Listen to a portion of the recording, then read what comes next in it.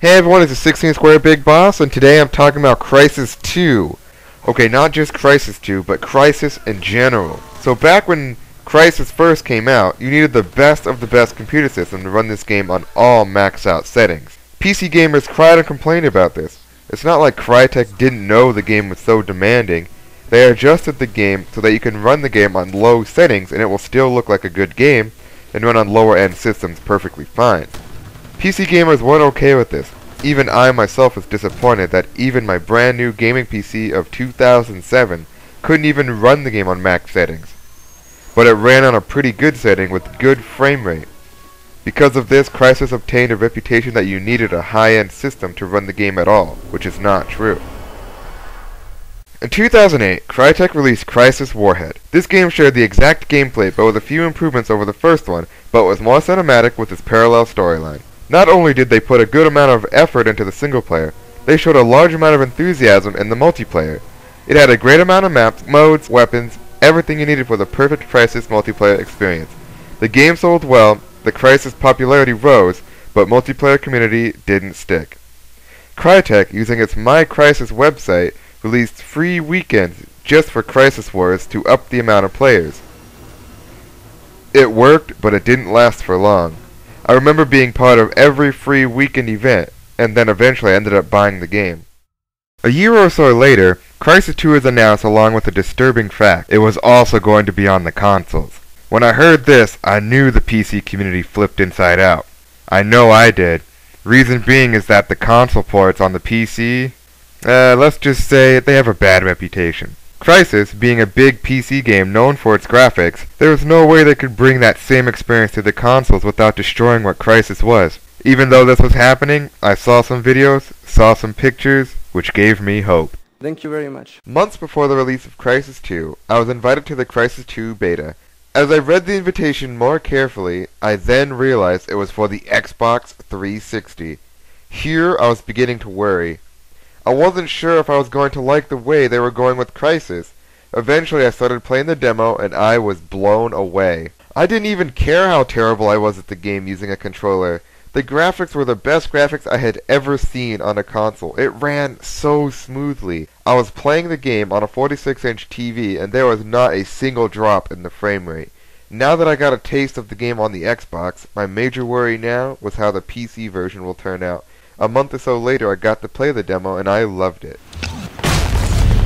For some reason that did not kill him. Oh, it's a decoy! So now it's the year 2011 and Crysis 2 is released. I played the game from the release time on Steam, which was about 10 AM to about 8 PM. That was almost 12 hours straight. The game was freaking awesome. The gameplay has been greatly improved since the previous games. The game does look better than the console version. And so the game exceeded all of my expectations as a PC gamer. DirectX 11 support was not released with the game, but it is rumored to be included with a patch. It's not just something that's tacked on to the end of single player. This is a big game to go toe-to-toe with the top games out there. There are some bugs with the multiplayer, but I'm sure Crytek is hard at work on fixing all of these bugs. Other than that, I can't find a single reason why PC gamers would not like this game.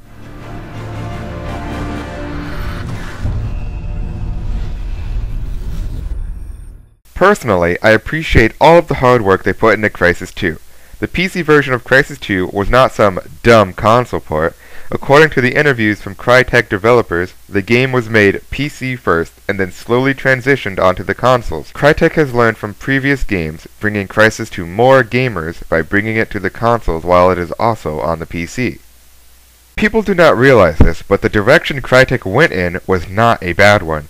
Crytek has completely stripped down the CryEngine 2 and rebuilt it into what is now CryEngine 3. Achieved with CryEngine 3. Now looking back at Crysis 1, you can see what they wanted this game to be. At least, this is what I got out of it.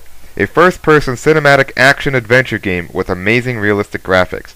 Getting it as close to movie realism as possible with special effects, motion blur, and color correction. Rebuilding the CryEngine, they improved the cinematic feel and gameplay.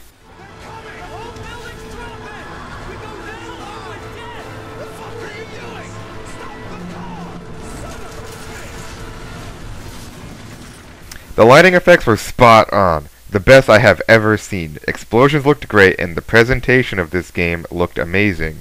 Crysis 2 may not have gone in the same direction as the previous games with that realistic approach, but this time they changed their style, improving the engine as a whole. No other PC game developer has done this and succeeded.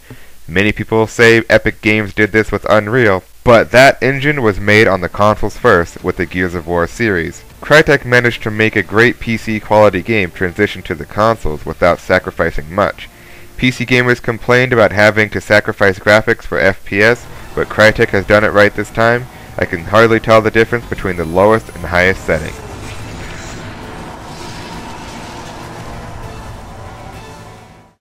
I hope you enjoyed this video. Please subscribe at the bottom right hand corner and more videos will come. This is Big Boss, signing out.